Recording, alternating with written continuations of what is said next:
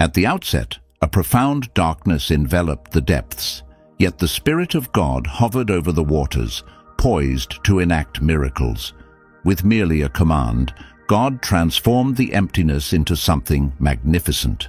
Suddenly, God declared, "Let light exist." Instantaneously, light emerged. God noted the goodness of the light and distinguished it from the darkness. He named the light day and the darkness night.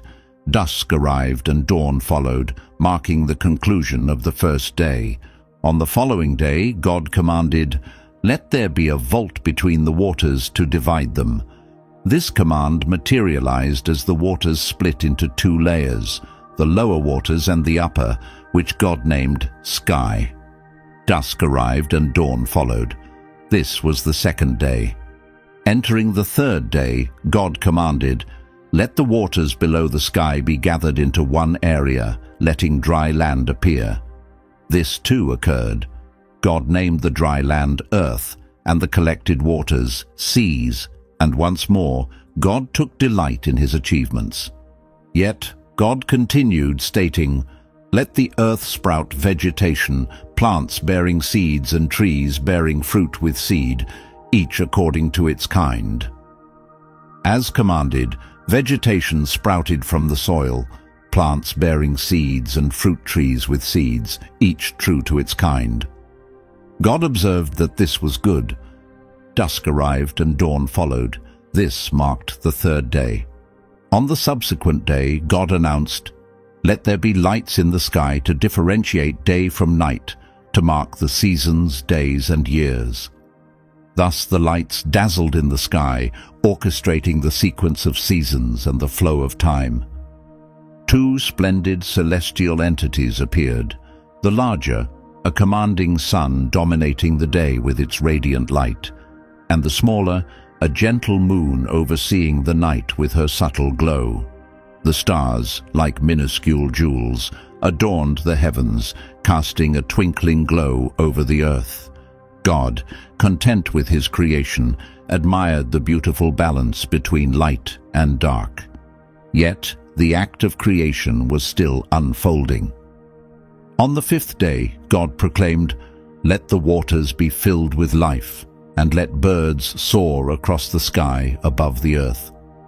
Immediately, the seas burgeoned with a variety of marine life. Gigantic sea creatures navigated the deep, while shoals of vibrant fish darted through the water in unison. Above, birds unfurled their wings, adorning the sky with their vivid colors and serenading the world with their harmonious tunes. God, delighted with his creations, blessed them, saying, "Prosper and multiply, populate the seas, and let the birds flourish across the earth." Evening arrived, and then morning, the fifth day. The once quiet earth vibrated with life as God spoke once more, "Let the earth bring forth living creatures, livestock, creatures of the wild, and crawling beings, each according to its type." Instantly, the earth blossomed into a haven of life. Herds ambled through verdant fields, wild creatures called out in the forests, and reptiles traced patterns over the land. God, observing the variety and splendor of his works, acknowledged their goodness. Yet, the crowning achievement of creation was still to come. With a grave and deliberate voice, God declared, "Let us create humankind in our image to mirror our likeness. Prosper and expand, fill the earth and master it, reign over the fish, the birds, and every living thing that moves on the earth." And so, God fashioned humankind in his own likeness, endowing them with the unique privilege of overseeing all creation, charged with nurturing and managing all he had formed. But God, in his boundless foresight, knew his creatures would require nourishment. Thus he generously stated, "Behold, I grant you every plant that bears seed on the earth, and every tree that produces fruit with seed. They shall sustain you. To every beast of the earth, every bird of the sky, and every creature that crawls on the earth, I give all the green plants for food." And so it was established. When God surveyed all he had crafted, his heart filled with immense joy. It was a masterpiece, a display of his limitless power and compassion. Thus, as the night gave way to the dawn of the 6th day, God gazed upon his creation and saw that it was exceedingly good. Consequently, the heavens and the earth were fully formed, replete with their immense breadth. By the 7th day, God had concluded his labor. Thus, he rested from all his efforts on that day. God then blessed the 7th day and sanctified it, for it was the day he ceased all his creative activities. This narrative recounts the creation of the heavens and the earth.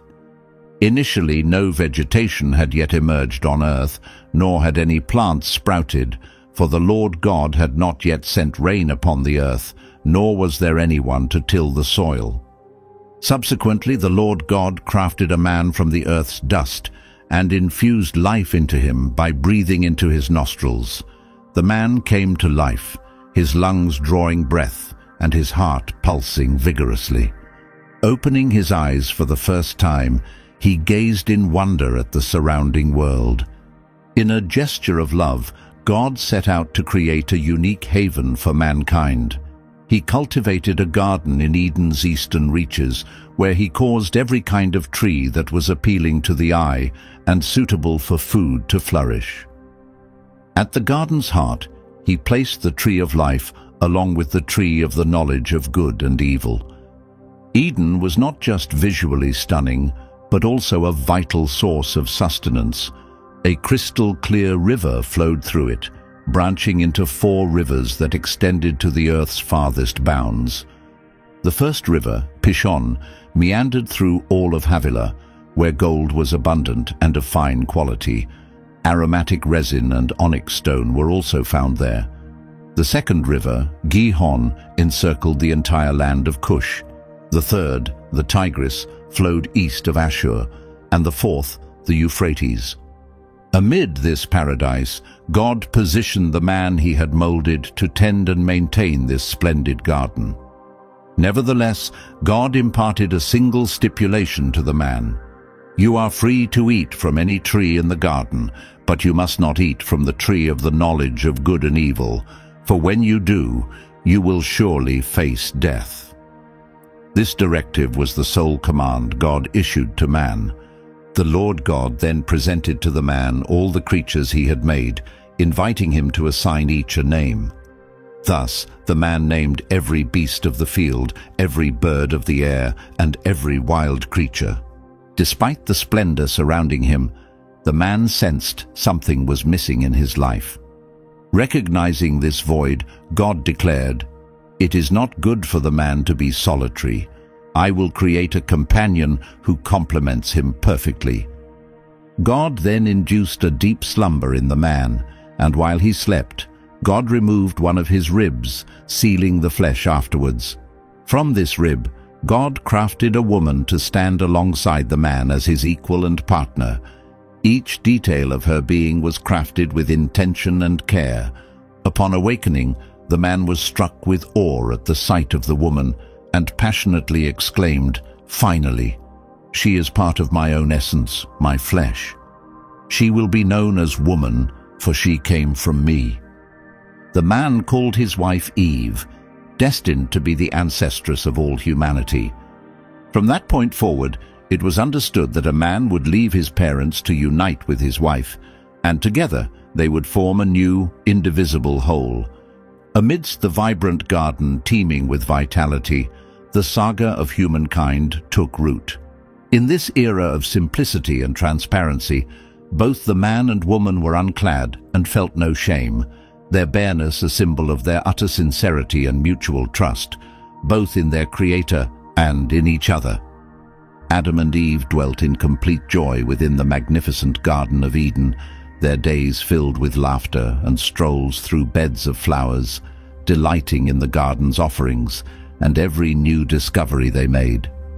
Their hearts brimmed with appreciation for the plentiful gifts provided by God. However, lurking in the garden's shadows was a sly observer.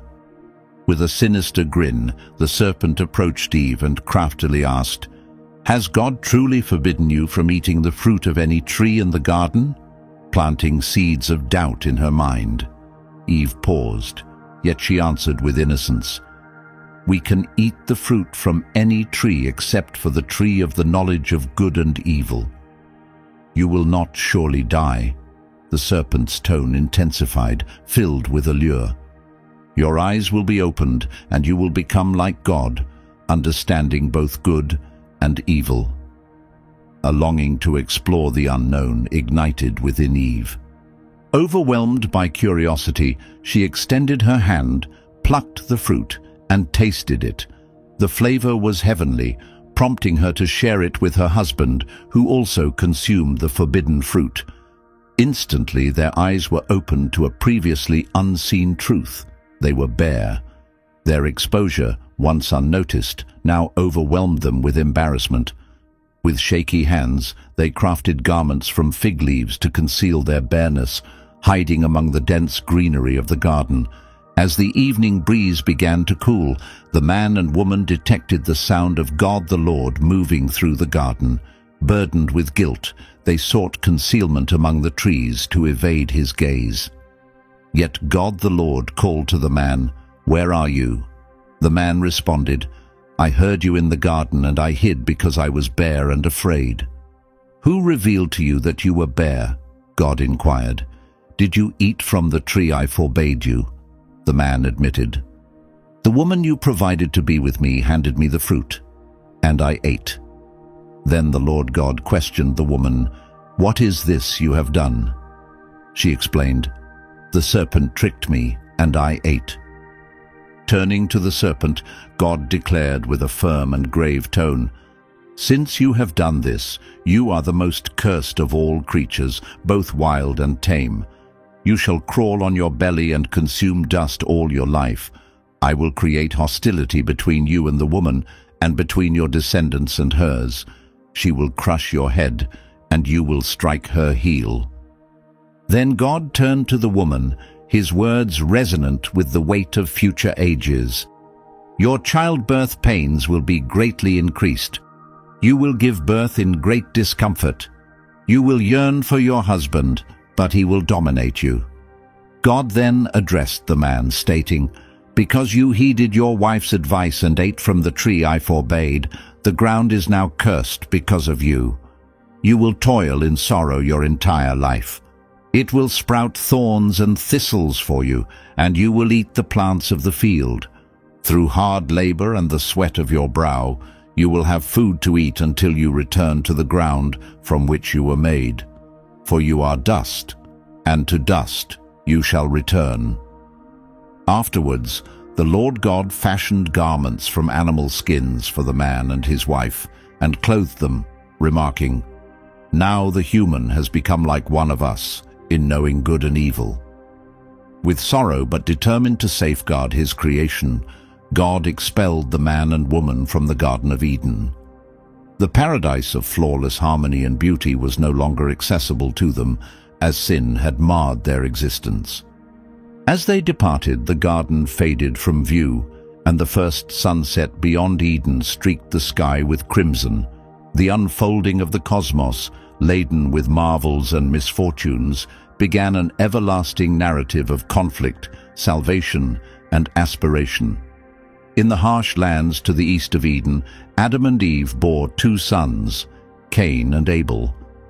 Cain, the elder, labored intensely under the relentless sun, clearing the land of weeds. Abel, the younger, shepherded his flock across the fields, his demeanor reflecting a tranquility that Cain had never experienced. One day, Cain called out, "Abel, why is it that God favors you and looks upon my offerings with disdain?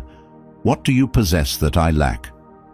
Gently caressing a lamb, Abel answered, "It's all about the intentions, brother. God values the purity of our hearts." Those words haunted Cain, resonating deeply. With each passing day, jealousy darkened his soul like a growing shadow. On a clear night blanketed by stars, Cain resolved to act. "Join me in the field tomorrow," he suggested to Abel, concealing his dark motives. As the sun rose, the siblings gathered in the open field, the atmosphere tense and charged. "Why does God prefer you over me?" Cain hissed, barely containing his anger. "Our faith matters, Cain. It's about offering our finest with true heart," Abel responded, unaware of the looming danger. Without warning, the quiet of the field was broken by a soft thud. In his hand, Cain clutched a stone and struck Abel on the head. Abel collapsed, shock and agony in his eyes. "Cain, my brother," he gasped, his voice fading into silence. The once thriving soil, now a platform for life's first tragedy, bore witness to the earliest act of violence in human history. As Abel's blood seeped into the earth, it called out to the heavens, pleading for justice. Cain, his hands quivering and smeared with blood, gazed in dismay at his actions. Then a formidable voice echoed in his mind, all-knowing and profound. "Where is Abel, your brother?" "I do not know. Am I supposed to watch over him?" Cain stammered, overwhelmed by fear and remorse. God declared firmly, "The blood of your brother cries out to me from the soil. Henceforth you are cursed and exiled from this land that has absorbed your brother's blood." Thus, the tragic tale of Cain and Abel became a perpetual symbol of the ruinous effects of envy and animosity. As time marched on, the earth was steeped in corruption, and human wickedness swelled to great heights. God, observing from above with a heavy heart, decided it was time to cleanse the depravity. Yet in this darkness there was still a glimmer of hope. Noah. At the age of 600, Noah felt the burden of his years as he stared into the ominous clouds. He knew his time might be drawing close. The world had sunk into profound corruption, awash with malevolence and chaos. It was then that God's voice rang out, deep and unmistakable. "Noah, the end of all living creatures is at hand, for their violence has overrun the earth. Construct an ark from gopher wood, fashion compartments within it, and seal it inside and out with pitch." Noah was overwhelmed by the gravity of his divine assignment. Without hesitation, Noah set to work. However, the task was daunting. His own family questioned his sanity, whispering skeptically, "Has he lost his mind, building an ark nowhere near water?" His sons speculated quietly. The local people ridiculed him, their sneers laden with scorn. "A ship on barren land, Noah? Have you gone mad?" "Divine judgment approaches," Noah would respond, his voice steady and his gaze resolute. Days blended into weeks, and weeks into months. Each day demanded relentless physical and mental dedication. The urgency was tangible, as if time itself was slipping away faster than they could build. During the ark's construction, the atmosphere was often charged with stress. One particularly tense afternoon, as Noah was fastening a critical beam, a sudden gust of wind threatened to dismantle their progress. "Quick, hold it steady!" Noah yelled, prompting his sons to scramble into action. They grimaced, sweat dripping from their foreheads as they struggled to control the beam, the wood groaning under the strain. In a brief lull, Noah and his wife took a moment to assess their work. "Do you really believe this will succeed?" she questioned, her tone laced with skepticism. "It is the command of God," Noah affirmed, "and within his command we place our trust." As the construction neared completion, the stress intensified. Gathering clouds on the horizon served as a stark reminder of the looming deluge. God then issued a command: "Enter the ark along with your entire family, for you alone are righteous in this generation. Bring 7 pairs of every clean animal, both male and female, and 1 pair of each unclean animal, a male and its mate. Additionally, take 7 pairs of every bird to ensure their progeny survives across the earth. In 7 days, I will send rain upon the earth for 40 days and 40 nights. and I will erase every living substance that I have created from the face of the ground." At the break of day, animals began to converge on the ark from every corner of the globe. Massive elephants, majestic lions, graceful deer, and birds of various colors and sizes moved toward the ark, seemingly drawn by an unseen hand. The atmosphere was electric with tension and urgency. The timing was precise, yet the real challenge was to remain composed amidst the escalating disorder.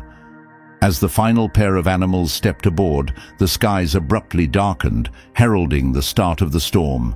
The first drops of rain began to fall, quickly turning into a relentless torrent. "Everyone inside now," Noah urged his family. He stepped into the ark, casting a last look at the world they were about to leave behind. Suddenly, the ark's doors started closing. A strong gust of wind blew as the rain intensified. What started as mere droplets swiftly became a deluge. Initially curious, the surrounding people quickly turned to panic. "Noah was right," they shouted, scrambling towards the ark and banging desperately on its doors. "Let us in." But it was already too late. The water levels climbed rapidly, engulfing cities and mountains alike.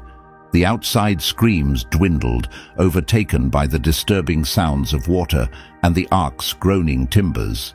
Inside, Noah and his family endured the sounds of divine retribution, filled with both dread and hope. "Why did God choose us?" one of Noah's sons asked, his voice shaking. "Because we have found favor in his eyes," Noah responded, his tone laden with both gratitude and reverence. The rain persisted for 40 days and nights without end. The ark floated above an expanse of ruin carried by the swelling waters. Eventually, the deluge abated, and the ark rested atop Mount Ararat. Noah, trembling, opened a window and released a dove. On its third departure, the dove came back carrying an olive leaf in its beak. "The land is dry," Noah declared, his voice echoing hope. As the sun rose, it cast its warm glow over a rejuvenated earth. Noah and his family looked out over the new world before them. Then God's voice filled the air once more. "Exit the ark, along with your wife, your sons, and their wives. Release every creature with you, birds, beasts, and every ground dweller, so they may thrive, multiply, and fill the earth. I am establishing a covenant with you," God proclaimed, his voice clear in the crisp air. "Never again will I wipe out all life with a flood. I have placed my rainbow in the clouds, a sign of my promise between me and the earth." A vivid, colorful rainbow stretched across the sky, standing as a testament to God's covenant. On the rejuvenated earth, Noah and his family looked forward with optimism, having endured the most severe judgment ever witnessed. The sun bathed the new world in light, nurturing life under God's grace. Noah, having accomplished his divine task, chose to cultivate a vineyard. Over time, the vines matured and produced grapes, and Noah, eager to celebrate the renewal of life, crafted wine. One evening, after laboring in his vineyard, Noah consumed the wine he made, which proved potent and quickly overcame him. Unaware of his vulnerability, he fell asleep in his tent, bare and unguarded. Ham, one of Noah's sons, stumbled upon his father in this state. Rather than protect his father's dignity, Ham chose to ridicule him.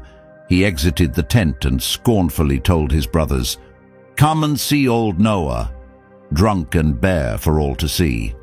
His voice dripped with scorn.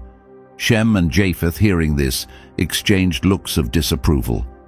"This is not honorable," Shem declared firmly. Without further discussion, they took a blanket and cautiously walked backward into the tent to cover their father, carefully avoiding any sight of his exposed state. When Noah awoke the next morning, the physical discomfort from the wine paled in comparison to the shame he felt upon discovering what had happened. "Ham, what have you done?" he asked, his voice laden with sorrow and reproach. Ham, confronted with his father's anguished gaze, remained mute, unable to respond. Overwhelmed by a mix of anger and grief, Noah pronounced a curse. "Cursed be Canaan, he shall be the lowest of servants to his brothers." He then turned to Shem and Japheth, who had treated him with dignity, and said, "Blessed be the Lord, the God of Shem, and may Canaan serve him. May God expand Japheth's territory, and may he live in the tents of Shem, with Canaan as his servant." Despite being a righteous man who had survived the great flood, Noah was not immune to human frailties. As time moved forward, the reborn earth teemed with life and vibrancy. Noah, the survivor of the deluge, observed his children and grandchildren thrive in this rejuvenated world. His 3 sons, Shem, Ham, and Japheth, became forefathers of numerous nations, with their progeny spreading far and wide. Shem, favored by his father's blessing, was the progenitor of the Semitic people, including the Hebrews. Ham, despite the curse laid upon his son Canaan, saw his lineage flourish. His descendants established roots in various African and Asian territories. Japheth, the youngest, saw his descendants venture north and west, laying the foundations for various European and Asian cultures. Noah lived a long life of peace and reflection, enduring another 350 years post-flood, eventually reaching the remarkable age of 950. When he passed away, surrounded by his kin, Shem mourned, "A righteous man has departed, his voice laden with sorrow, but his legacy and teachings will endure through us, the sons of Noah." Humanity, blessed with a single language, congregated in the vast plains of Shinar. "Let's construct a city and a tower that reaches the sky," declared Nimrod, their leader. "This will be our monument, ensuring we remain united and not scattered across the earth." The construction advanced swiftly, bricks stacked higher as the tower stretched ambitiously towards the heavens. "Higher!" Nimrod urged his people. "It must reach the heavens." However, God observed from above and noted, "Look at them, unified in language and purpose. There is no limit to what they can achieve together." Suddenly, all construction came to an abrupt halt. A worker's request for more bricks was met with a baffling reply. "What did you say?" he questioned, his expression one of utter confusion. The response was a flurry of indecipherable sounds. "What's going on?" Nimrod bellowed, attempting to regain control, but to no avail. Misunderstandings spread rapidly, engulfing the site in chaos. "Speak clearly," people demanded, but their pleas only deepened the confusion. Close friends stared at each other, their relationship strained by sudden incomprehension. "Nimrod, do something," the crowd pleaded, yet even his commands were lost in the tumult of new tongues. "God has judged us," proclaimed an elderly man, his voice quaking with awe and fear. "We must scatter." And so the great project was abandoned. The once towering structure now stood as a silent witness to human pride and divine intervention. As the bewildered groups fragmented by new languages, they dispersed, each seeking a place where they could communicate and belong. Nimrod, at the tower's base, surveyed the chaos. The dream of a unified city lay in ruins around him. "This cannot be," he whispered, realizing the magnitude of their divine defeat. God observed the scattering of the people. "This is how it must be," he declared, his tone both commanding and mournful. "Humans will spread and populate the earth, yet they will always remember the cost of their hubris." The tower remained, a crumbling relic reminding all of the day God confounded their languages and dispersed humanity across the globe. Later, God selected a family destined to bring the Messiah into the world. Under the bright stars, a celestial voice interrupted Abraham's life, telling him, "Leave your homeland and your father's house and travel to a land I will reveal to you." This voice wasn't heard through the ears, but its clarity and force surpassed any storm. I will transform you into a great nation. I will bless those who bless you and curse those who curse you. All the peoples on earth will be blessed through you." Breathless, Abraham pondered how he, an ordinary man, could be chosen for such a monumental fate. Born in Ur of the Chaldeans, a thriving city in Mesopotamia, nourished by the Tigris and Euphrates rivers, Abraham's early life was simple, steeped in the rituals of a polytheistic culture. Yet the divine summons jolted him, marking a profound departure from his past life. "Why me?" Abraham murmured to the expansive night sky, feeling the weight of his divine promise. At the age of 75, his remarkable journey commenced. Facing his apprehensions, he declared his decision. "We're leaving," he told Sarai, his wife. "Where are we going?" she inquired, her eyes reflecting worry. "To a land that the Lord will show us," he answered firmly. With hope burgeoning in his heart and faith taking root, Abraham followed the Lord's command. Along with Sarai, his nephew Lot, and all their belongings, they set out for Canaan, their path marked by uncertainty, yet steered by divine promise. They journeyed through Haran and eventually entered Canaan, a land of lush valleys and fortified cities, each governed by its own monarch. Abraham continued his travels until he arrived at sacred Shechem under the grand oak of Moreh. There the Lord appeared to him again, promising, "To your descendants I will give this land." Overwhelmed by the gravity of this affirmation, Abraham built an altar there and offered prayers to the Lord. However, conditions in the promised land soon became dire. A severe famine struck Canaan, turning the lush fields into barren dust. Livestock perished and food supplies dwindled. One night under the vast star-filled sky, Abraham sought guidance. "Why have you brought us here?" he implored, his voice carrying into the silence that followed. The stars offered no response, and with a heavy heart, Abraham made a crucial decision. "We must head to Egypt," he declared. Sarai's eyes filled with worry as she responded, "What about the promise the Lord made to us?" "We need to survive," Abraham countered, his resolve masking his inner turmoil. The journey to Egypt was fraught with peril, but remaining in Canaan spelled certain demise. That night, a resonant voice reassured Abraham in his thoughts. "Fear not, Abraham. I am your protector, and your reward will be substantial." These words buoyed his spirits, yet fear lingered. Sarai, his cherished wife, was his most valued companion, and the prospect of endangering her in a foreign land weighed heavily on him. As they neared Egypt, Abraham conceived a plan. He paused and turned to Sarai with a concerned expression. "You are a woman of great beauty," he began, "and when the Egyptians behold you, they will covet you and might kill me to claim you. Please say you are my sister." Sarai, understanding the stakes, agreed to the plan. Upon their arrival, Egypt presented a stark dichotomy of lavish palaces and pervasive enslavement. Abraham's fears were realized as soon as they entered the city. Sarai's beauty caught everyone's attention, leading to her being taken to Pharaoh's palace.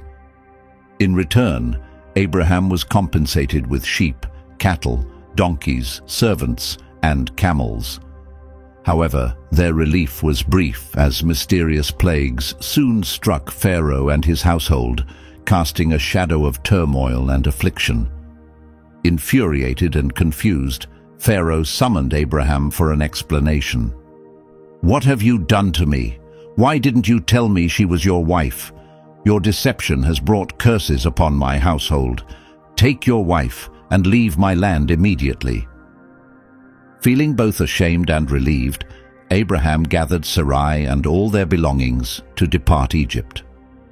As they journeyed back towards Canaan, Abraham contemplated the recent events.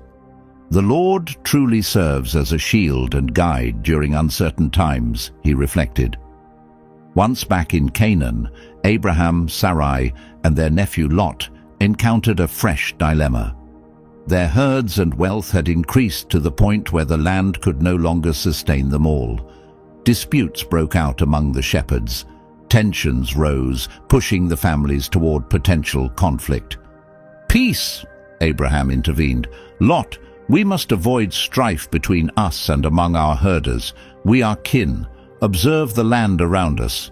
If you choose to go left, I will go right, and if you go right, I will head left." Lot eyed the lush, verdant Jordan Valley, reminiscent of Eden. "I will take the Jordan Valley," he decided, drawn to its prosperity. Thus, the families separated. Lot moved near the infamous city of Sodom, while Abraham stayed in Canaan. That evening, God addressed Abraham again. "Look around from where you stand to the north, south, east, and west. All the land you see I will give to you and your descendants forever." Inspired by this reaffirmation, Abraham built another altar to honor the Lord. Despite the hardships and critical decisions he faced, Abraham's faith only strengthened, secure in the knowledge that he was never alone.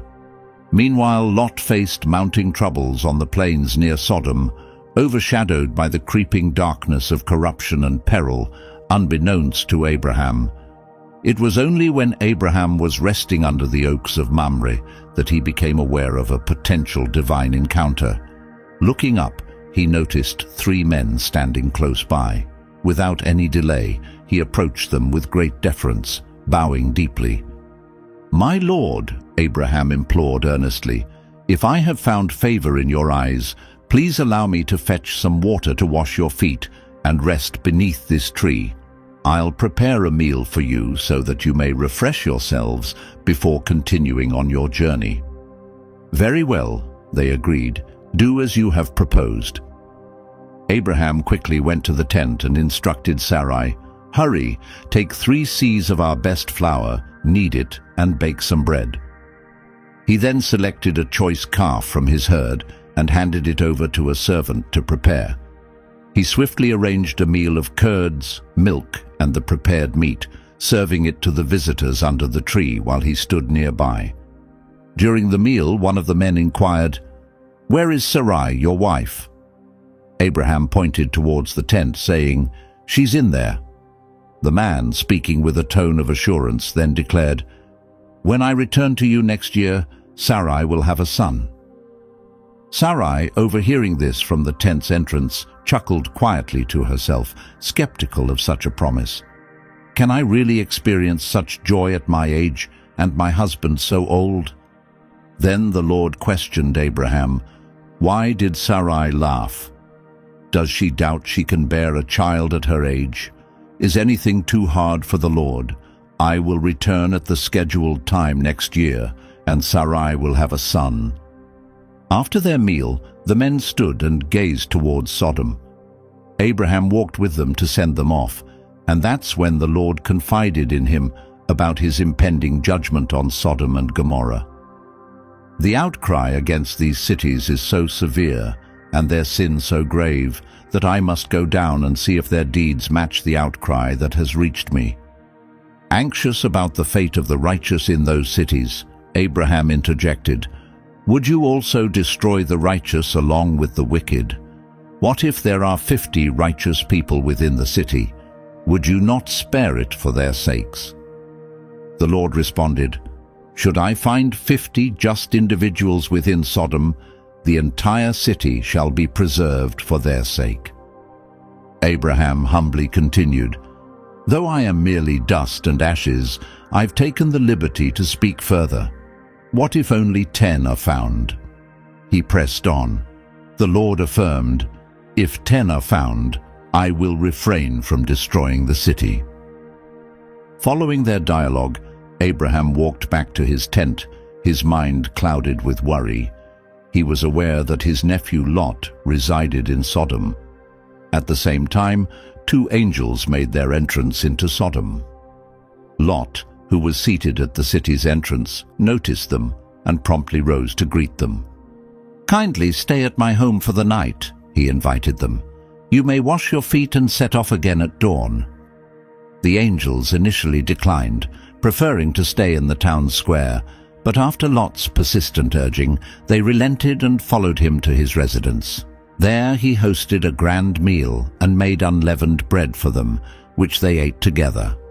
Out of nowhere, a hostile crowd gathered around Lot's home, brandishing sticks and demanding, "Where are the men who arrived tonight? Bring them out to us." Lot stepped outside, securing the door behind him, and pleaded, "My brothers, please refrain from committing such a vile act." The crowd grew furious, retorting, "Step aside. This outsider who now resides with us wants to judge us? We will treat you even worse than them." They surged forward, attempting to force their way through the door. At that moment, the angels blinded those outside, preventing them from finding the door again. Inside, the angels urgently informed Lot, "Gather your relatives and leave swiftly, as we are tasked with the destruction of this city. The grievous sins of its people have reached the Lord, prompting our mission." Lot hurried to convince his family, "We must escape immediately, for the Lord intends to obliterate this city." However, his family was skeptical. The angels pressed on, "Act swiftly. Take your wife and your 2 daughters who are present, lest you be engulfed in the city's ruin." Lot hesitated initially, but the men took his hand, along with those of his wife and daughters, and hurried them out of the city, showing mercy as ordained by the Lord. Once safe, one of the angels urgently instructed them, "Flee for your lives. Do not look back or stop anywhere in the plain. Head for the mountains to avoid being swept away." They hastened towards Zoar, and as dawn broke, bringing the first light of day, the Lord unleashed sulfur and fire from the heavens upon Sodom and Gomorrah, annihilating the cities, the surrounding plain, all their inhabitants, and even the vegetation. Despite the warnings, Lot's wife glanced back and immediately transformed into a pillar of salt. Far from the chaos at sunrise, Abraham returned to where he had previously stood before the Lord and gazed towards Sodom and Gomorrah. He was met with the sight of dense smoke ascending like that from a massive furnace, sending a shiver through him as he witnessed the destruction of the cities. Although divine wrath had consumed these places, the Lord kept his promise to Abraham and spared Lot, marking a somber lesson on the repercussions of sin and the critical nature of obedience to God. Subsequently, Abraham relocated to the Negev and settled in Gerar as an outsider. There, he once again claimed that his wife was his sister. Abimelech, the king of Gerar, believing this, brought Sarai into his household. However, that night, God appeared to Abimelech in a dream, warning, "You are on the brink of death, because the woman you have taken is another man's wife." Alarmed, Abimelech responded, "Lord, would you destroy an innocent people? He told me she was his sister, and she herself said he was her brother. I have done this in innocence and with clean hands." God acknowledged Abimelech's integrity, saying, "Indeed, I know you acted in good faith, and I myself have prevented you from sinning against me. Therefore, return the man's wife now, for he is a prophet, and he will intercede for you so that you may live. But if you fail to return her, be certain that you and all your kin will perish." As the morning light broke, Abimelech gathered all his servants, revealing the disturbing vision he had experienced, which instilled deep fear among them. He then urgently summoned Abraham, questioning him with palpable distress. "What have you led us into? Have I wronged you in any way that you have brought such severe guilt upon me and my realm? You have committed acts against me that are utterly unacceptable." Abraham explained, "I assumed there was no reverence for God here and feared for my life over my wife. Indeed, she is my sister, the daughter of my father, though not of my mother, and she became my wife. When God directed me to leave my home, I asked her to support me by calling me her brother wherever we went." In response, Abimelech presented Abraham with sheep, cattle and servants, both male and female, and restored Sarai to him, emphasizing, "My land is open to you. Dwell wherever you prefer." Following these events, the Lord blessed Abraham and Sarah with a miraculous fulfillment of his promise. Against all odds, Sarai conceived and gave birth to a son in her advanced years, as God had promised. Abraham named the child Isaac, adhering to God's directive. Overflowing with happiness, Sarai proclaimed, "God has brought me laughter, and all who hear of this will laugh with me." On the 8th day, Abraham dutifully circumcised Isaac, aligning with God's command. At the age of 100, Abraham celebrated the birth of his son, a testament to the Lord's enduring faithfulness and power. The festivities of Isaac's weaning included a grand celebration, but it was marred by a tense moment when Sarai caught Ishmael, Hagar, the Egyptian son, taunting Isaac with a sneer, "So you're the chosen one." Isaac, perplexed and hurt, looked back sternly. Disturbed, Sarai approached Abraham with a firm demand. "Cast out this slave woman and her son. The son of this slave shall not inherit alongside my son Isaac." Abraham was visibly shaken by her intense plea, his voice heavy. "What are you suggesting? Ishmael is also my child." But Sarai was resolute. "I will not let that woman and her son threaten Isaac's future." A heavy silence ensued. As night enveloped the camp, Abraham found no peace and stepped out under the star-filled sky. There, a calm yet authoritative voice reassured him, "Do not be troubled about the boy and your servant. Heed Sarai's words. Through Isaac shall your lineage be established. Nevertheless, I will also make a great nation of the servant's son, for he too is your descendant." As the first light of dawn touched the earth, Abraham, burdened with a heavy decision, gathered a loaf of bread and a skin filled with water. He made his way to Hagar's tent and stated without preamble, "You must leave." Hagar stared back, her face a mix of shock and confusion. "Leave? To where?" "To the wilderness," he answered, his eyes diverting from hers. "God will accompany you." Hagar's voice was laced with pain as she countered, "After everything, is this the manner in which you dismiss us?" "It is necessary," he asserted, extending the meager provisions to her. "This is all I can offer." Hagar, with tears streaming down her face, grasped Ishmael's hand, and they departed from the camp, venturing into the barren desert. The scorching heat was relentless, and soon their water was depleted. Overcome by exhaustion and thirst, Ishmael collapsed. In despair, Hagar placed him beneath a shrub and told him, "Stay here," her voice cracking. She moved a short distance away, overwhelmed by the prospect of witnessing her son perish, and wept bitterly. Amid her anguish, she cried to the heavens, "My God, why have you forsaken us?" Suddenly, a voice from above addressed her, "What distresses you, Hagar? Do not fear, for God has heard the boy's cry. Stand up, pick up your son and hold him, for he is destined to become a great nation." Astonished, Hagar looked up to see a well of water miraculously appearing before her.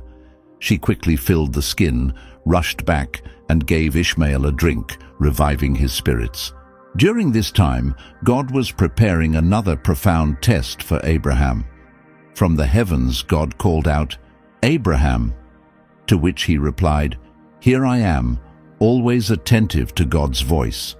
God then commanded him with a trial that would test the bounds of any parent's faith. "Take Isaac, your only son whom you cherish, and journey to the region of Moriah. There, offer him as a sacrifice on a mountain I will indicate to you." Abraham was internally torn by the command. How could he possibly proceed with such an act? Isaac was the child of promise, yet his steadfast faith guided him. By the next morning, Abraham, resolved yet conflicted, instructed, "Prepare the donkey, we leave at sunrise." Holding his son Isaac's hand, He set out toward the mountain as directed by God, his heart heavy with the weight of what was asked of him. 3 days into their journey, Abraham lifted his eyes and recognized the location from afar. He instructed his servants, "Remain here with the donkey, while the boy and I travel further to worship, and afterwards we'll return to you." Abraham loaded the wood for the offering onto Isaac's back, while he himself carried both the fire and the knife. They proceeded in silence until Isaac broke it. "Father," he queried. "Yes, my child," Abraham answered. Isaac continued, "We have the fire and the wood, but what about the lamb for the offering?" With a heavy heart, Abraham responded, "God himself will provide a lamb for the offering, my son." Upon reaching the designated spot shown by God, Abraham constructed an altar and meticulously laid out the wood. Each action was weighed down with internal conflict. Facing Isaac, his eyes welled with sorrow. With shaky hands he bound his son. Confused, Isaac exclaimed, "Father, what is happening?" Tears streamed down Abraham's face as he murmured, "This is God's will. Trust in him." As he lifted the knife to sacrifice his son, a celestial voice halted him. "Abraham! Abraham!" He paused, knife in air, and cried out, "Here I am." The voice commanded, "Do not harm the boy or do anything to him. Now I understand that you truly fear God, since you have not withheld your son from me." Dropping the knife, a wave of immense relief swept over Abraham. He quickly freed Isaac and held him close. "Father," Isaac gasped, tears mingling with awe. "God is truly compassionate," Abraham whispered, soothing his son with gentle touches. Abruptly, Abraham lifted his gaze and noticed a ram, its horns entangled in the underbrush behind him. Swiftly, he retrieved the ram and sacrificed it as a burnt offering in place of his son. Following this, the angel of the Lord addressed him once more from the heavens, proclaiming, "On my own name I vow, for you have acted thus, and did not withhold your only son, that your blessings shall be abundant. Your descendants will be as numerous as the stars of heaven and the sands of the seashore. They shall overcome the cities of their adversaries, and through them all nations of the earth shall receive blessings for your adherence to my command." With eyes still moist from emotion, Abraham held his son close and whispered, "Let us return home." A while later, a sorrowful piece of news reached Abraham. Sarai, his wife of 127 years, had passed away. Overwhelmed by grief and the vast emptiness her absence created, he knew he must find a dignified burial site for her. He traveled to Hebron to negotiate with the Hittites. Presenting himself before the sons of Heth, he declared, "I am but a sojourner and foreigner among you. Grant me a parcel of land for a burial site, that I may inter my deceased." The sons of Heth responded, "Hear us, my lord. You are esteemed among us. Use the finest of our tombs for your burial. No one here will deny you their tomb for this purpose." Nonetheless, Abraham insisted, "Please allow me to purchase the cave of Machpelah, owned by Ephron." Ephron, who was there, offered, "My lord, accept it from me. The cave and the adjacent land are yours." Abraham, however, stood his ground. "I insist on paying what is right." Ephron replied, "My lord, please listen. The land is valued at 400 shekels of silver, but let not this stand between us. Go ahead, bury your dead." Abraham immediately weighed the silver and gave it to Ephron, thereby acquiring his first property in the Promised Land, Ephron's field in Machpelah, facing Mamre. This included the cave and all the trees within the field. Abraham then laid Sarai to rest in the cave of the field at Machpelah in the land of Canaan. This acquisition marked a lasting commitment to the land promised to him by God, securing a burial site for his lineage. Following Sarai's passing, Abraham found solace and companionship with Keturah, whom he later married. Together they had 6 children, further expanding the lineage God had promised him. However, Abraham was troubled by a concern for his son Isaac, who seemed lonely. Concerned about Isaac's future and the fulfillment of God's promise, Abraham called upon his faithful servant Eliezer, entrusting him with the task of finding a wife for Isaac. Eliezer vowed to succeed in his mission, placing his hand under Abraham's thigh as a sign of his oath. Upon arriving at Nahor, Eliezer stopped at the well outside the city, just as women typically came to draw water. It was then that Rebekah, a strikingly beautiful young woman and the daughter of Bethuel, approached. Struck by her appearance, Eliezer inquired about her lineage. Rebekah revealed she was the granddaughter of Nahor, which astonished Eliezer, confirming her connection to Abraham's family. Overjoyed, he praised God and asked if there was lodging available at her father's home. Rebekah assured him there was ample room and provisions for his camels as well. After recounting his journey, Eliezer expressed that his master Abraham had sent him to find a wife for Isaac and declared Rebekah to be the chosen bride. Both Laban, Rebekah's brother, and Bethuel agreed, acknowledging this match as God's will. "Take Rebekah and go," they consented. As dawn broke the next day, Eliezer began the journey back. Meanwhile, Isaac was meditating in the field at twilight when he noticed camels in the distance.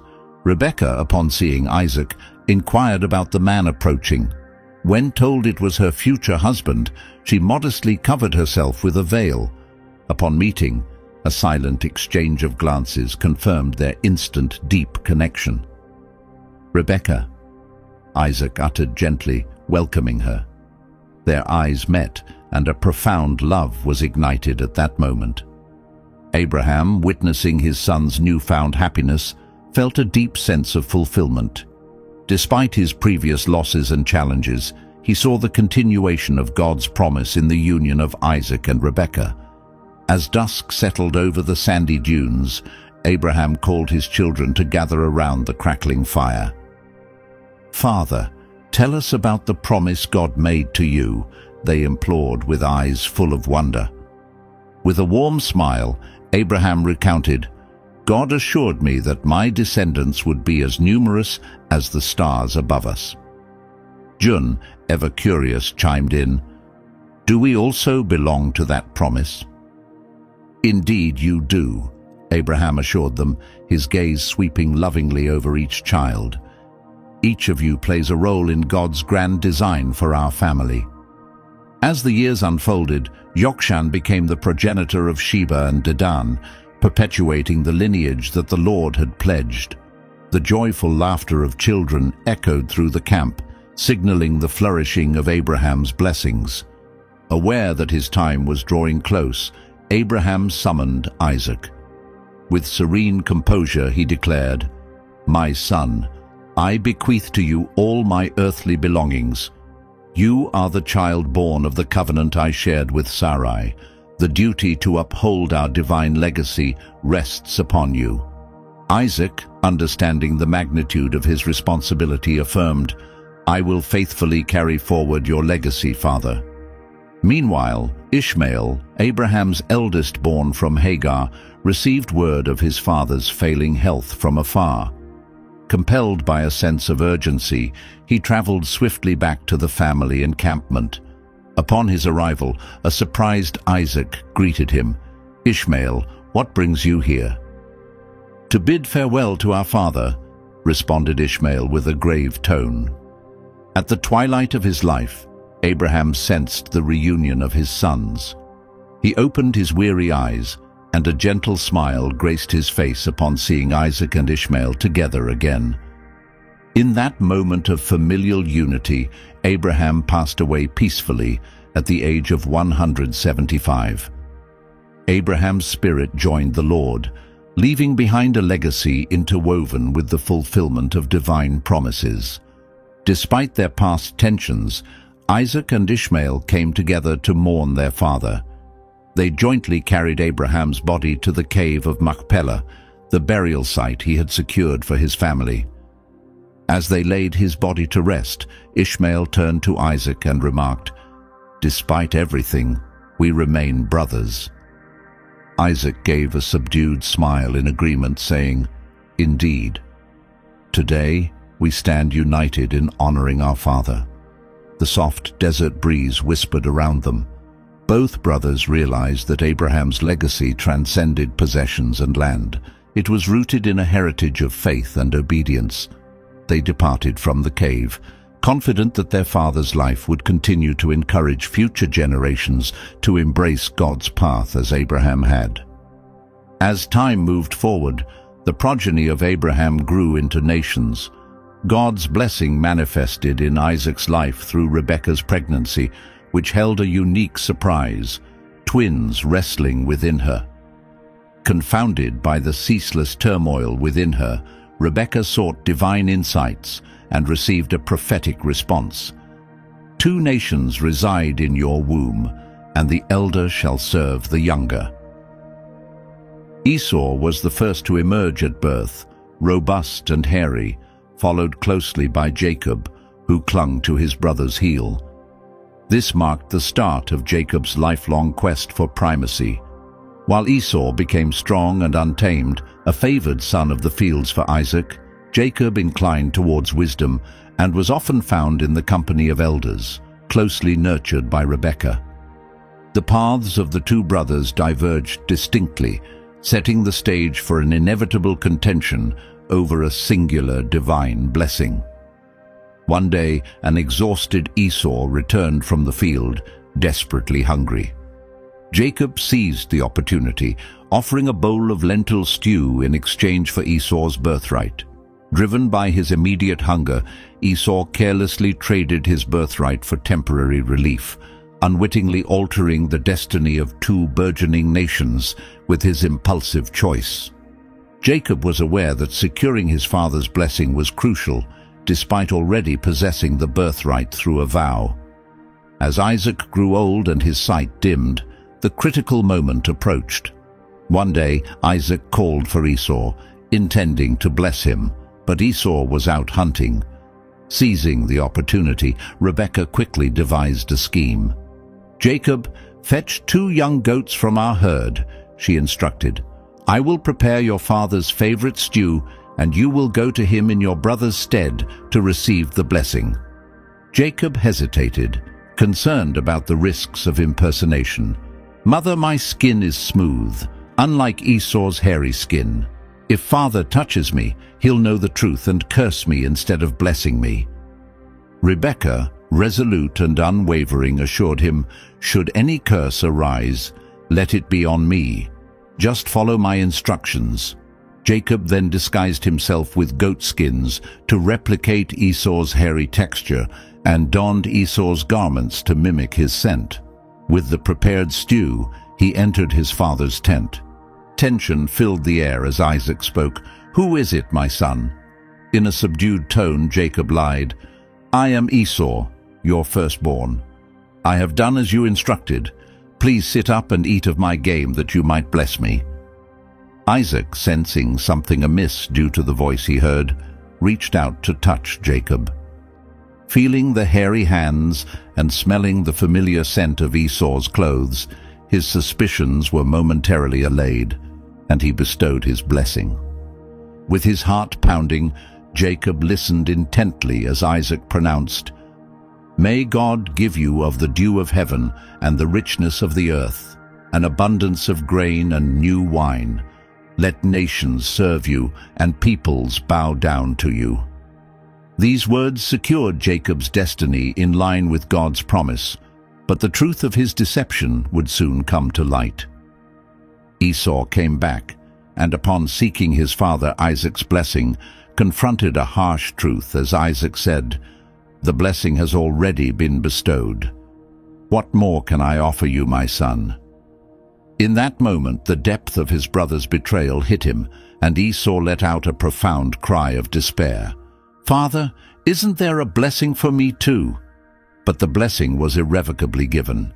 Fueled by rage, Esau stormed out of the tent, secretly swearing to himself, "Once our father has passed, I will take my brother Jacob's life." Rebekah, always alert, caught wind of Esau's menacing plans and quickly alerted Jacob. "Your brother intends to kill you. You must escape to my brother Laban's home in Haran and stay there until Esau's anger has cooled." With no choice but to leave, Jacob abandoned his life as he knew it and embarked on a solitary journey through the barren desert, burdened by his actions and the uncertain path that lay before him. As he ventured further from his home and loved ones, the day turned to night, and in the desolation around him, he found rest with only a stone for a pillow. That night, a remarkable vision unfolded in Jacob's dream, a ladder reaching from the ground up to the heavens, with angels moving up and down it. At its summit, the Lord stood and spoke to him. "I am the Lord, the God of your father Abraham and Isaac. The land on which you rest will belong to you and your descendants. Your descendants will be as numerous as the dust and will spread in all directions. Through your lineage, all families on earth will receive blessings. I will accompany you and ensure your safety wherever you go." Awakening from his dream, Jacob felt a profound sense of the divine. He realized, "Truly, God is present in this place and I didn't even know it." He named that location Bethel, meaning the house of God, and made a pledge that if God would safely guide him back to his homeland, he would dedicate himself to worshipping this God. With the first light of morning, Jacob resumed his journey toward Haran, fortified by the divine promise, yet still haunted by the dread of Esau's vengeance. After many days traveling alone, Jacob finally arrived near the territory of his uncle Laban. At a local well, a pivotal moment awaited him. He approached a group of shepherds gathered there and inquired about his uncle Laban. They informed him that Laban's daughter Rachel was on her way with her sheep. As he looked up, Jacob noticed a young woman approaching and felt an immediate connection. It was Rachel, Laban's daughter. Struck by her presence, he felt an instant attraction. Displaying unexpected vigor, Jacob moved the large stone covering the well and watered Rachel's sheep. He then introduced himself to Rachel, who, thrilled to meet her cousin, ran to inform her father. Upon hearing of his nephew's arrival, Laban warmly welcomed Jacob, embracing him and inviting him into his home. As Jacob settled into life at Laban's place, his affection for Rachel deepened and he longed to be with her. After working for Laban for a month without pay, Laban said to him, "You shouldn't work for me for free. What compensation do you seek?" Without a moment's pause, Jacob proposed, "I will serve you for 7 years in exchange for Rachel's hand in marriage." Laban consented to this arrangement, and thus Jacob committed himself to years of labor, fueled by his enduring love and the hope of one day marrying Rachel. The long-awaited day had arrived, and Jacob was full of joy and anticipation for his marriage to Rachel, marked by a lavish feast. However, as night fell, Laban executed a deceitful plan unbeknownst to Jacob. Instead of Rachel, Laban secretly led Leah, his elder daughter, to Jacob. When daylight broke, Jacob was met with the stark revelation that he had been tricked by his own uncle, a deception mirroring the one he had once perpetrated against his brother. Furious and betrayed, Jacob confronted Laban, demanding, "Why have you tricked me? Was it not for Rachel that I toiled for 7 years? Why have you deceived me?" Laban responded with a chilling calmness. "In our tradition, the elder daughter must marry first. Complete the wedding week with Leah, and then Rachel will also be yours if you agree to work another 7 years. Heartbroken yet undeterred by his love for Rachel, Jacob reluctantly agreed to Laban's terms. A week later, Jacob married Rachel, but the agreement chained him to another 7 years of servitude under Laban's exploitative watch. As time went on, Jacob found himself entangled in emotional strife. He cherished Rachel profoundly, yet he was also married to Leah. Observing Jacob's lack of affection for Leah, God blessed Leah with sons while Rachel remained childless. Leah became the mother to Reuben, Simeon, Levi, and Judah, each birth a bittersweet moment, as she saw that Jacob's heart still favored Rachel. This situation brewed a growing tension within the household. Despite her role as the mother of Jacob's sons, Leah watched with sorrow as Jacob's affection remained more with Rachel than with her, deepening the family's complexities and emotional wounds. Amidst her deep longing to have children, Rachel found herself overwhelmed by despair. In a desperate move, she turned to her servant Bilhah, proposing that Jacob have children with her as a surrogate. Jacob consented, and Bilhah subsequently gave birth to 2 sons, Dan and Naphtali. Rachel, embracing them as her own, jubilantly declared, "I have wrestled with my sister and emerged victorious." Yet this triumph did little to alleviate the profound emptiness she continued to feel. The rivalry between Rachel and Leah grew even more intense. Observing her own fertility wane, Leah then offered her servant Zilpah to Jacob, who also bore him 2 sons, Gad and Asher. The escalating tensions within the family created an almost unbearable atmosphere, with both women competing for Jacob's attention and affection amid the growing clan. As the years passed, Leah experienced a surprising resurgence in fertility, giving birth to Issachar, then Zebulun, and a daughter named Dinah.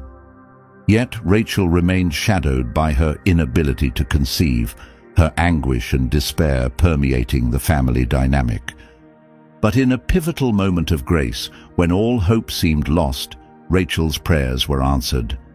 She conceived and gave birth to Joseph, filling her with overwhelming joy. Holding her son, she tearfully proclaimed, "God has taken away my disgrace." Joseph's arrival not only brought joy to Rachel, but also ignited a new sense of hope in Jacob's heart. For Jacob, Joseph was not merely another son.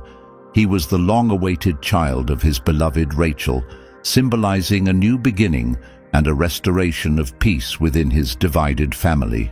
Over time, Jacob's holdings expanded significantly, resulting in substantial wealth. However, the atmosphere around him grew tense. Laban's sons murmured behind his back, accusing him of usurping their father's wealth. They claimed resentfully, "He has built his fortune at the expense of our father."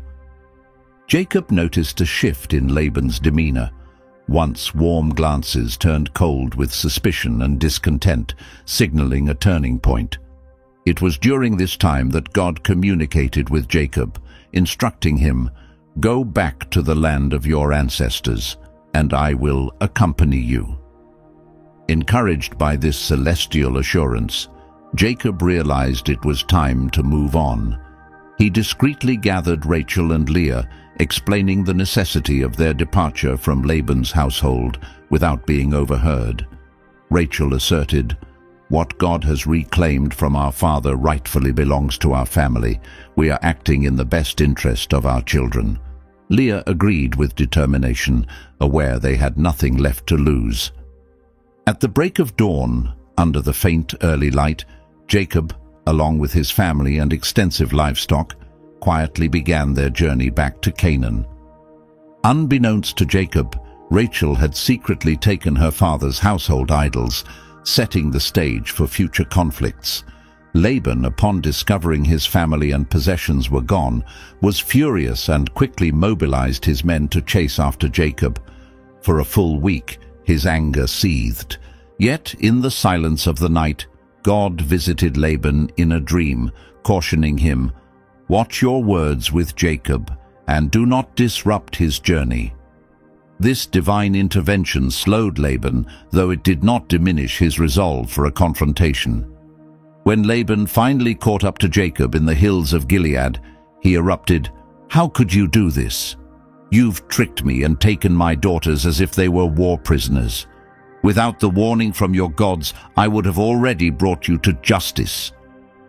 Jacob firmly countered, "For 20 years I've toiled for you, 14 for your daughters and 6 for your flocks, despite you changing my compensation 10 times. Without the protection of my father's God, I would have left with nothing. But God has witnessed my hardship and admonished you." Laban, desperate to regain some control, confronted Jacob. "What about my gods? Someone has taken my idols." Jacob, unaware of Rachel's deeds, responded boldly, "Conduct a search throughout the camp. If you find anything belonging to you, let the thief be put to death." Laban scoured the tents, examining every nook and cranny. The atmosphere was tense as his men methodically sifted through the possessions of Jacob's family. When it was Rachel's turn, she sat cleverly atop her camel's saddle, beneath which she had concealed the idols. As Laban neared, she gently explained, "Please forgive me, father, for I cannot stand up. It's my time of the month." Laban, unsuspecting of her ruse, moved on without discovering the hidden idols, leaving the conflict unresolved. Following this tense encounter, both Jacob and Laban recognized that their strained relationship could not endure. On the mountains of Gilead, they solemnly agreed to a covenant, pledging not to harm each other, marking the end of their disputes. Jacob erected a stone pillar as a testament to their agreement, and they shared a meal together in a moment of peace. Despite lingering bitterness, this pact allowed Jacob to feel a genuine sense of liberation for the first time in many years. The road to Canaan now stretched out invitingly before him. Guided and protected by God, Jacob continued his journey with his family. Yet, the shadows of past actions lingered heavily on his heart, particularly the impending reunion with his brother Esau, whom he had deceived years earlier. The memory of Esau's angry vow to kill him for the theft of his blessing loomed large. Although much time had elapsed, the uncertainty surrounding Esau's current feelings enveloped Jacob in a cloud of apprehension. In search of reconciliation, Jacob dispatched envoys to Esau in the region of Edom, conveying a message of humility and goodwill.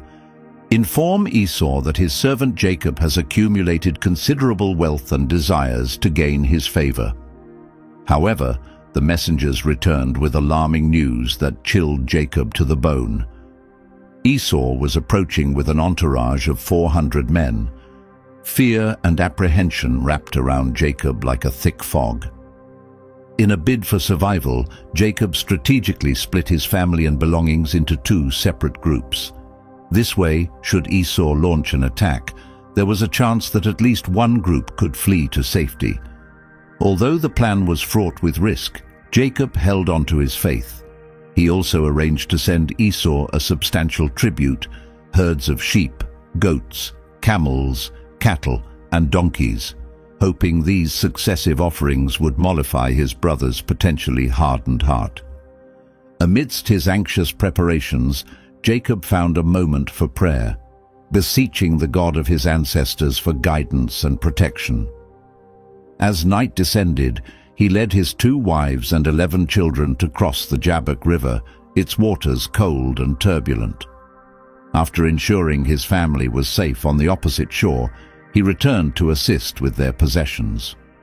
Alone in the profound darkness and stillness of the night, Jacob encountered a mysterious figure.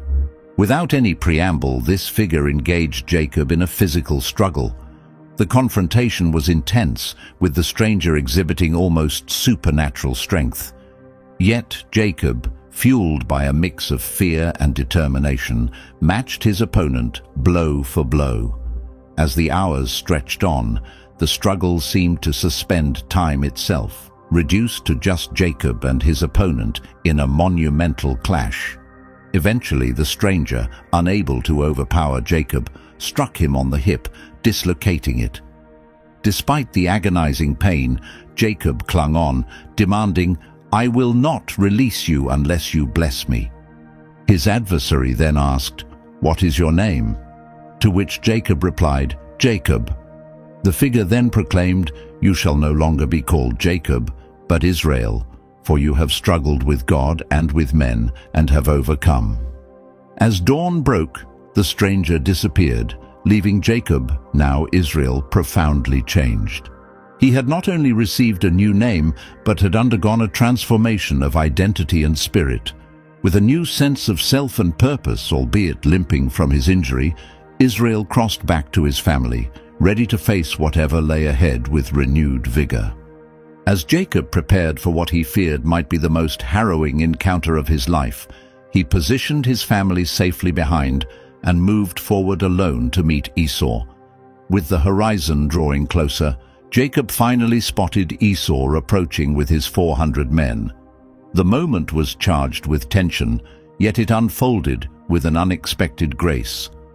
Esau broke into a run, closing the distance between them, and embraced Jacob warmly. Overwhelmed by relief and gratitude, Jacob tearfully expressed, "To see your face is like seeing the face of God, so filled with kindness." Following their heartfelt reunion, Esau proposed that they travel together. "Join me and let us journey onward side by side," he offered, promising protection. However, Jacob, ever mindful of the well-being of his young children and the livestock, declined with respect, saying, "My Lord knows that the children are tender, and I must care for the nursing livestock. If we hurry them, they may not survive. Let me set my own pace, and I will meet you at Seir." Esau consented to this plan, and after a peaceful parting, they went their separate ways. Jacob, reassured by their amicable separation, continued toward his future with a sense of renewed promise. Jacob's travels brought him to Shechem, a place of significance nestled between the mountains of Ebal and Gerizim within the land of Canaan. Here he purchased a piece of land, recognizing it as an ideal site for his people to settle. Yet the tranquility of this new beginning was soon overshadowed by a grievous incident. Dinah, the daughter of Jacob and Leah, ventured out to socialize with local women, unaware of the impending danger. Shechem, the son of the regional chieftain Hamor, saw her and was overtaken by lust. In a reprehensible act of violence, he violated her, irrevocably altering the course of her life and casting a shadow over Jacob's family. In the aftermath of his heinous act, Shechem experienced an unexpected shift in emotions. He found himself genuinely enamored with Dinah, the very woman he had wronged. Humbling himself, he pleaded with his father, Hamor, "Please obtain this young woman for me as my wife." When Jacob heard of his daughter's plight, he rushed to comfort her, while his sons, out in the fields, were yet unaware of the events. Once informed, they returned, their expressions clouding over with rage at the news and the subsequent marriage proposal, which they saw as an affront to their sister's honor and their family's dignity. In their wrath, Jacob's sons crafted a deceptive scheme. They offered a proposal that appeared to seek reconciliation. "If you wish for us to become one people, then all your men must be circumcised as a sign of our new covenant." Shechem, driven by his love for Dinah, and Hamor, desiring peace, readily agreed, unaware of the impending betrayal. As the men of Shechem nursed their wounds on the third day, when they were most vulnerable, Simeon and Levi, Dinah's brothers, drew their swords. Under cover of darkness, they executed a brutal retaliation, methodically killing every male in Shechem, including Shechem and Hamor themselves. The city, which had opened its gates in trust, was consumed by carnage and chaos, the streets running red with blood. Jacob, upon learning of the massacre, was horrified. The repercussions of his son's actions were immediate and grave. The bloodshed they had caused would likely incite warfare rather than peace. He confronted his sons, their hands still red with the blood of Shechem's men, despair and reprimand resonating in his voice. "You have made me odious to the inhabitants of this land. We are outnumbered, and if they band together against us, Our entire family will be annihilated." Yet his sons, fueled by lingering fury, retorted, "Was our sister to be treated as a harlot?" Realizing the grave danger they were now in, Jacob knew they could not remain in Shechem. The only option was to depart swiftly to avoid the wrath of their neighbors, fleeing the blood-stained grounds that could no longer be their home. Jacob led his family to Bethel, the sacred site where he had previously envisioned the stairway to heaven and had his transformative encounter with God. In Bethel, God appeared to him once more, reaffirming the promise with a resonant command: "Be fruitful and multiply. A nation and a community of nations shall emerge from you, and kings will arise from your descendants." This divine assurance was a continuation of the pledges made to his forefathers, Abraham and Isaac, signaling that despite recent turmoil, God's covenant would persist through Jacob and his lineage. Awed by the gravity of this renewed promise, Jacob built an altar there, anointing a stone with oil to commemorate the exact location where God had spoken to him. As they resumed their travels, however, their journey was soon overshadowed by distress. Rachel, Jacob's most cherished wife, went into labor, and it was immediately evident that something was terribly wrong. The fear in her eyes was palpable as she endured the labor pains, and Jacob could only watch in despair as his wife struggled. The caravan stopped, and amidst Rachel's cries, the midwife tried to offer reassurance. "Do not fear, for you have a son." Yet the joy of new life could not alleviate Rachel's severe distress. With her dying breaths, she named her son Benoni, which means "son of my sorrow." As life ebbed from Rachel, her love for her newborn son remained evident. Jacob, heartbroken, chose to rename the boy Benjamin, meaning son of fortune, as he cradled him for the first time, wishing for his life to be defined by blessing rather than tragedy. The death of Rachel was a profound loss for Jacob. She was the love of his life, the woman for whom he had toiled for 14 years, the one who had given his life profound meaning. Beside the road to Bethlehem, Jacob buried her and set up a monument as an everlasting tribute to his love for her. After this somber event, Jacob returned to Mamre, a place steeped in his family's history. It was there that his father, Isaac, lived until he reached the age of 180. Upon Isaac's passing, a significant era seemed to conclude for Jacob. The reunion with his brother Esau to bury their father symbolized a moment of closure and unity. They interred Isaac together, and as the tomb sealed, Jacob fully embraced his role. The divine promise given to Abraham and Isaac now firmly entrusted to him, Jacob stood as the patriarch of 12 sons, founders of the 12 tribes of Israel, through whom the lineage and the covenantal blessings of God would continue to flourish. Jacob gazed upon his sons, each bearing not only his lineage, but also a profound divine legacy that extended from his grandfather, Abraham. Among his children, Joseph stood distinctively. As the second youngest and the son of his beloved Rachel, Joseph emanated an exceptional aura that drew Jacob's deep affection. In a display of his favor, Jacob presented Joseph with a richly colored coat, an act which unwittingly sowed discord among his other sons. The brothers observed Jacob's disproportionate pride in Joseph with growing resentment, feeling sidelined and overlooked. Joseph, for his part, was not just the recipient of his father's favor, but also a dreamer of prophetic dreams, which he didn't fully grasp. He once recounted a dream to his brothers, saying, "We were in the field tying up bundles of grain. Suddenly my bundle stood up, and yours gathered around and bowed down to it." This vision incited fury among his brothers, who questioned, "Do you really think you will rule over us?" Yet Joseph had another, more provocative dream which he shared. This time, the sun, the moon, and 11 stars were bowing down to me. Even Jacob was perturbed by this, pondering the implications quietly. Could we indeed come to bow down to him? Although Jacob kept his concerns to himself, the brothers' envy deepened, paving the way for darker designs. Their opportunity arose one day when they were herding sheep far from home.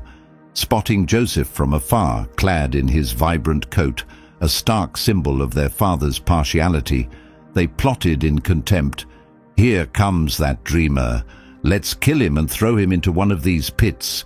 We can claim a wild beast has devoured him. Then we'll see what comes of his dreams."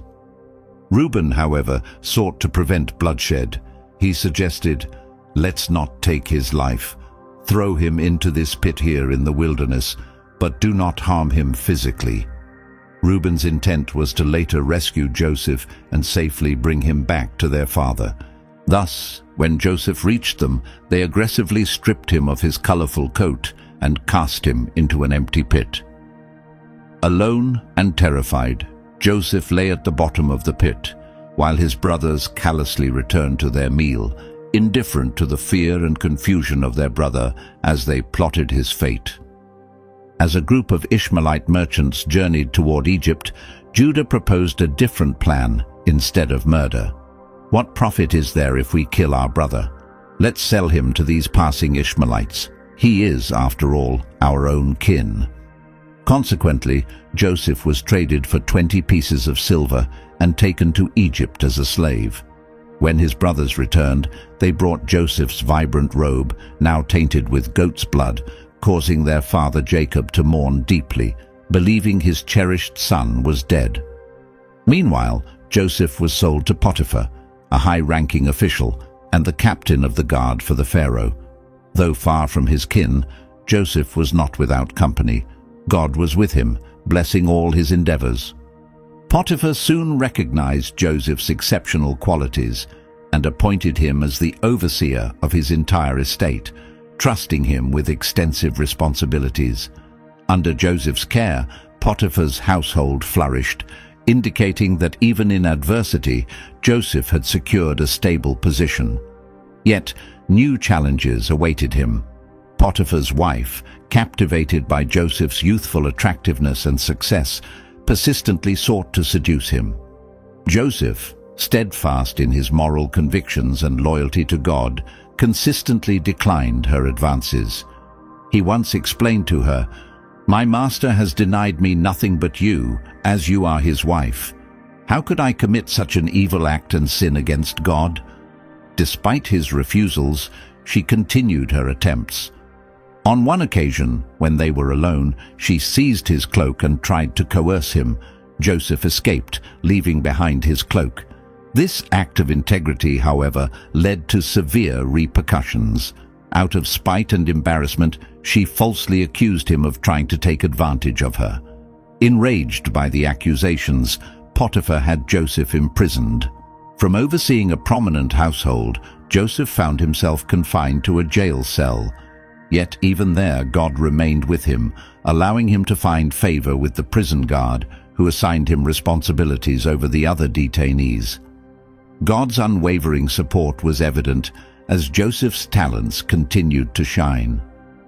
When two fellow prisoners, the Pharaoh's cupbearer and baker, were troubled by perplexing dreams, Joseph offered his help, saying, "Isn't it God who interprets dreams? Share them with me." The cupbearer presented his dream to Joseph first. "In my dream, there was a vine with 3 branches that soon budded, blossomed, and bore grapes. I was pressing these grapes into Pharaoh's cup, which I then handed to him." Joseph explained the vision, saying, "The 3 branches symbolize 3 days. Within 3 days, Pharaoh will reinstate you to your former role, and you will serve him as you once did.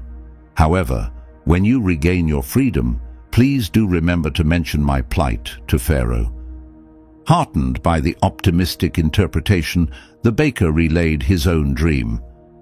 "In my dream, I was walking with 3 baskets of bread on my head, while birds pecked at the loaves in the top basket."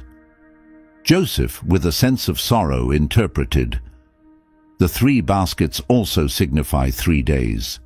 In 3 days, Pharaoh will order your execution, and your body will be hung up, exposing it to the birds." Exactly as Joseph had interpreted, on Pharaoh's birthday, the cupbearer was reinstated, while the baker faced execution. Despite his intentions, the cupbearer, caught up in his own relief and celebration, neglected to speak of Joseph to Pharaoh. 2 years drifted by, and Joseph continued to languish in prison, still holding on to his faith in God's plan. Eventually, Pharaoh experienced 2 disturbing dreams that none of his advisors could decipher. In his search for understanding, the cupbearer finally recalled Joseph and informed Pharaoh of the capable young Hebrew prisoner who had a gift for interpreting dreams. Joseph was summoned from the depths of the dungeon to stand before Pharaoh. Despite his disheveled and humble state, Joseph's confidence in God remained steadfast. Faced with Pharaoh's plea for insight into his dreams, Joseph responded, "The ability to interpret dreams does not come from me, but God will provide Pharaoh with the clarity he seeks." Pharaoh shared his troubling dreams with Joseph. "In the first dream, I stood by the Nile where 7 healthy, robust cows emerged from the river and grazed among the reeds. Following them, 7 emaciated, ugly cows appeared, and these lean cows consumed the healthy ones. Strikingly, even after eating, they remained as thin as before. In my second dream, I observed 7 hearty, attractive ears of grain growing on one stalk. Then 7 shriveled ears, blasted by the east wind, sprouted and swallowed the healthy ears."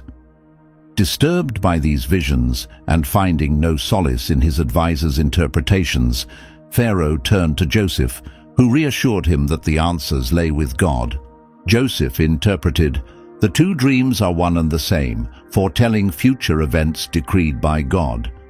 The 7 robust cows and the 7 healthy ears of grain symbolize 7 years of prosperity across Egypt. Conversely, the 7 gaunt cows and the 7 shriveled ears represent an ensuing 7 years of severe famine that will obliterate the memory of the prosperity. To prepare, Pharaoh should appoint a wise and insightful leader to oversee Egypt during the plentiful years. This leader must collect and store surplus food in anticipation of the famine, ensuring the survival of the nation." Impressed by Joseph's wisdom and assured demeanor, Pharaoh and his court were captivated. Pharaoh exclaimed, "Is there anyone else who possesses the Spirit of God as this man does?" Making a pivotal decision, Pharaoh declared, "Since God has made all of this known to you, there is no one as perceptive and wise as you. You shall oversee my palace, and all my subjects shall heed your commands. Only I will rank higher than you on the throne." With this, Joseph, once a slave and a prisoner, was appointed as the governor of Egypt, second only to Pharaoh. He was adorned with a signet ring, dressed in fine linen, and given a gold chain. Pharaoh had him parade in a royal chariot across the land, proclaiming his new status for all to see. Joseph wasted no time in executing his plan during the 7 bountiful years. He amassed enormous quantities of grain in every city, storing the surplus in preparation for the anticipated lean years. The harvest was so abundant that they ceased measuring it, akin to the endless sands of the sea. When the foretold famine struck, it wasn't confined to Egypt. Neighboring regions also faced severe shortages. However, Egypt was well prepared thanks to Joseph's foresight, and people from various lands came to buy grain, turning Joseph into a figure of salvation across multiple nations. An unforeseen reunion occurred during this period. Joseph's own brothers, who had betrayed him by selling him into slavery years earlier, arrived in Egypt to purchase grain. They did not recognize Joseph, who now held a position of power and was clad in Egyptian attire. However, Joseph immediately recognized them, and a whirlwind of old emotions and pain surfaced. Despite this, he maintained his composure and decided to test his brothers to assess whether they had changed over the years. He set a condition. One brother would remain imprisoned while the others took grain back to their starving families, but they must return with their youngest brother to confirm their truthfulness. He detained them for 3 days, during which he contemplated his approach. On the 3rd day, he addressed them. "Carry out this task, and you shall survive, for I fear God. If you are truthful, leave one brother here in prison. Take grain back to your famished families, and bring back your youngest brother to validate your claims, so you may avoid death." Unknown to them, Joseph overheard his brothers conversing among themselves in their native tongue, lamenting, "We are indeed being punished for what we did to our brother. We ignored his distress as he pleaded with us. This is the reason for our current misfortune." Unbeknownst to them, Joseph understood every word, as he had been using an interpreter to communicate. Overcome with emotion, Joseph turned away to weep. Regaining his composure, he returned and chose Simeon to be bound and detained, all of which happened before the eyes of his brothers. Upon their return to Canaan, the brothers recounted to their father Jacob all that had transpired, including the stipulation to bring Benjamin back with them. Distraught, Jacob lamented, "You have stripped me of my children. Joseph is gone, Simeon is gone, and now you wish to take Benjamin. All is against me." As the famine persisted, Jacob eventually conceded to send Benjamin along with gifts and double the payment to compensate for the money that had mysteriously appeared in their sacks previously. Accompanied by these offerings, the brothers made their way back to Egypt with Benjamin. Upon their arrival, Joseph instructed his steward to escort them to his residence and prepare a lavish meal, aiming to put them at ease. It was here that Joseph released Simeon, reuniting him with his siblings. The sight of Benjamin deeply touched Joseph's heart. During the meal, he arranged them by age, which bewildered them with its accuracy. Joseph then dished out servings, allocating to Benjamin portions 5 times as large as those given to the others. To further assess their integrity, Joseph had his steward secretly place his silver cup in Benjamin's sack, along with the grain and their returned money. The following day, as the brothers departed, they didn't get far before Joseph's steward overtook them, accusing them of stealing the cup. Despite their protests of innocence, the cup was discovered in Benjamin's sack. In a fervent plea to spare their father further grief, Judah offered himself as a substitute slave for Benjamin. Unable to hold back his profound emotions any longer, Joseph revealed his true identity to his brothers in a poignant climax, his voice breaking with emotion. "I am Joseph, your brother, the one you sold into Egypt. Yet do not be tormented or resent yourself for selling me here, because it was God's plan to send me ahead of you to save lives. Through your actions, intended for harm, God brought about good, preserving many lives through my position here." Joseph, in a gesture of familial unity and preservation, invited his father Jacob and the entire family to relocate to Egypt, settling in the region of Goshen. This area offered refuge and sustenance during the severe famine. Upon hearing the news that Joseph was still alive, Jacob was overwhelmed with happiness, exclaiming, "Now I can die in peace, for I have seen your face and know that you live." The reunion brought profound joy and gratitude to Joseph as he welcomed his family in Egypt. Under the protection of Pharaoh and the guidance of Joseph, Jacob and his sons thrived in Goshen, where Jacob lived for another 17 years, witnessing the prosperity and growth of his family. As his life neared its end, Jacob called upon Joseph with a deep request to ensure that his final resting place would not be in Egypt, but rather in Canaan, alongside his forefathers, Abraham and Isaac. Joseph solemnly vowed to honor this request, reinforcing his dedication to the covenant with God that connected his lineage to the promised land. Feeling the weight of his imminent departure, Jacob gathered his sons to bestow his final blessings. His words carried not only blessings, but also prophetic declarations about the future of the tribes that would descend from each of his sons. When it came time to bless Joseph's sons, Ephraim and Manasseh, Jacob offered them a significant inheritance among the tribes of Israel. In a surprising move, he crossed his arms and placed his right hand on the younger Ephraim instead of Manasseh the elder. Joseph attempted to intervene, but Jacob firmly replied, "I know, my son, I know. Manasseh will also become a great people, but his younger brother will be even greater, and his descendants will form a multitude of nations." After blessing each of his sons and reaffirming the divine promise about Canaan, Jacob peacefully passed away, surrounded by his loved ones, content in the legacy he left behind. Joseph honored his father Jacob's wishes with unwavering fidelity. He sought Pharaoh's consent to transport Jacob's remains to Canaan for burial, organizing a stately funeral procession that spanned both nations. After the burial, a wave of anxiety swept over Joseph's brothers. With their father now gone, they worried Joseph might harbor resentments and seek retribution for their past misdeeds. In their distress, they sent a message to Joseph, purportedly conveying Jacob's final wish that Joseph forgive their transgressions. Moved to tears by their plea, Joseph reassured them, "Do not fear. Am I in the place of God? What you intended as harm, God repurposed for good, to save many lives, which is evident today. So fear not. I will continue to provide for you and your offspring." Joseph lived to the age of 110, witnessing the growth of his progeny into a flourishing lineage.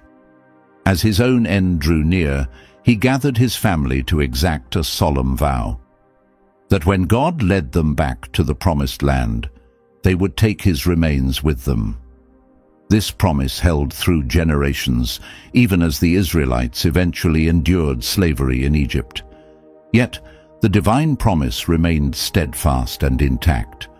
In time, God would call upon Moses to liberate them, and during their exodus, Joseph's remains would symbolize the fulfillment of God's covenant and his constant faithfulness. If you found this story inspiring, don't forget to subscribe to our channel for more captivating Bible narratives. Hit the like button if you enjoyed this video, and may you receive abundant blessings. Amen.